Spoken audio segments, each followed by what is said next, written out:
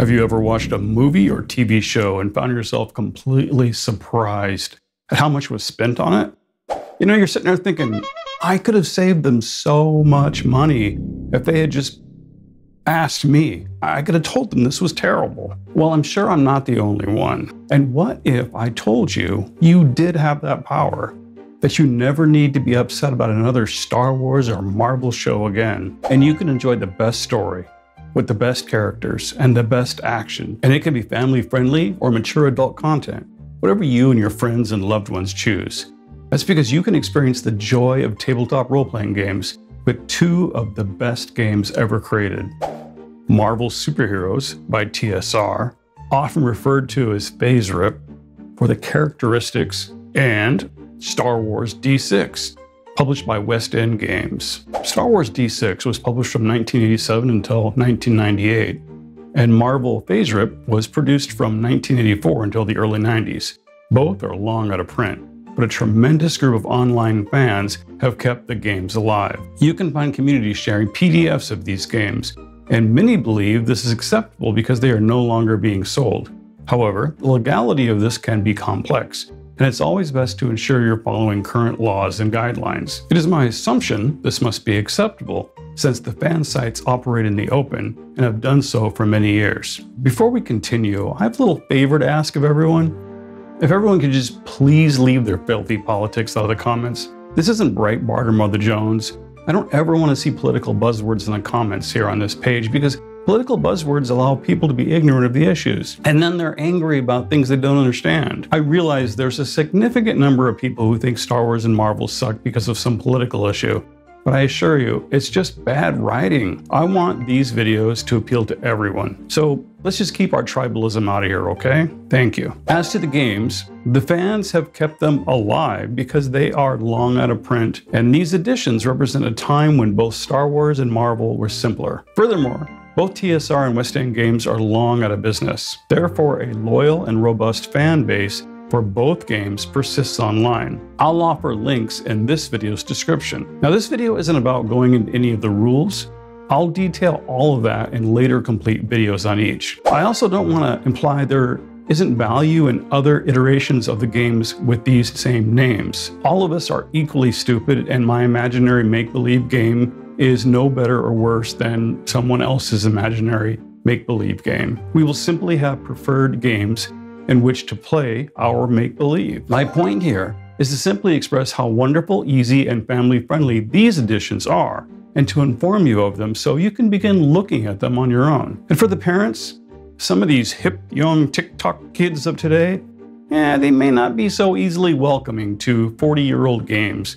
So it's your job to convince them otherwise. Currently, West End Games is owned by Nocturnal Media, the gaming company of White Wolf Publishing's founder, and WotC bought out TSR. Disney now owns Lucasfilm, and via Disney Interactive, they own Marvel Entertainment. Don't quote me on that, it's just my best guesstimate. If you have other information about licenses, please leave it in the comments. My point is that these fan sites offering the games seem to have been left alone, unlike the fan site for Star Frontiers that was shut down by WotC. But that might be tied to DM's Guild offering PDFs and PODs of Star Frontiers. So as far as I can tell, there's no legal barriers to visiting the fan sites and downloading your copies of these games and their supplements. If you don't like PDFs and have concerns about legality, you could buy used copies on eBay. You might be considering or have looked at later editions of these games. For clarity, Star Wars D6 had the official first edition, second edition,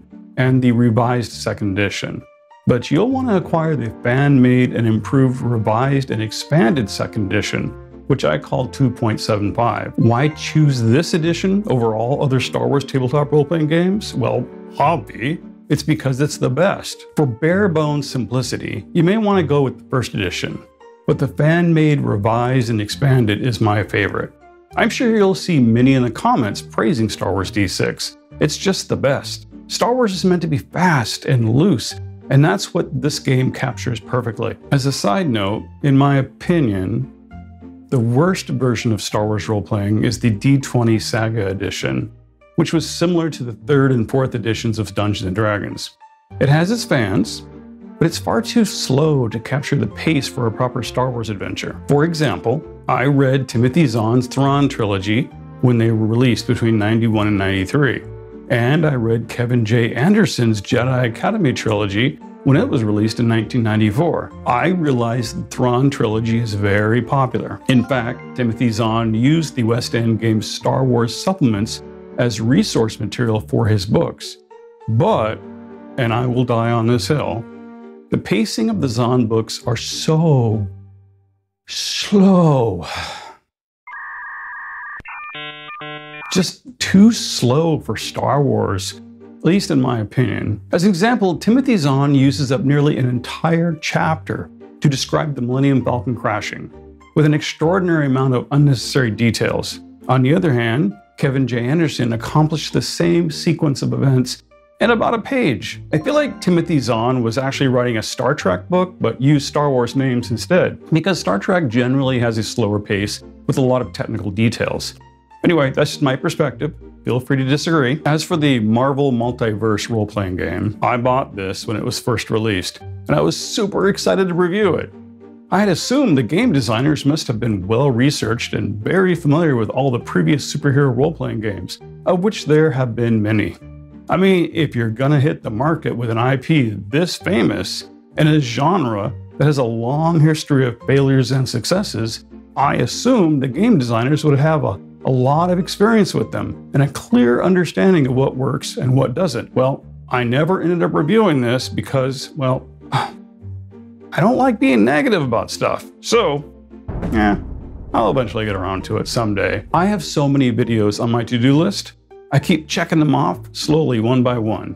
I still have all the Marvel Phase Rip games and supplements to do, from the first Basic Edition, the Advanced Edition, and the Revised Basic, to all the best supplements. I'll also be doing the same in-depth coverage of all of the Star Wars D6 editions and its many amazing supplements. Did you know that the Star Wars D6 game was responsible for creating a lot of official Star Wars canon that we know today? I'll explain that in my full breakdown videos. So if you have soured from Star Wars and Marvel for whatever reason, and you want to enjoy them again, you can. You can do that by creating your very own fun. You can do this with your family, your friends, and even children with these two amazing tabletop role-playing games. Remember, it's always better to lift up the things that we love than waste time being angry about things out there that are beyond our control. So next time you feel unhappy about the direction Marvel or Star Wars has gone, use that time and energy to create your own amazing stories. Gather your friends and family for a fantastic night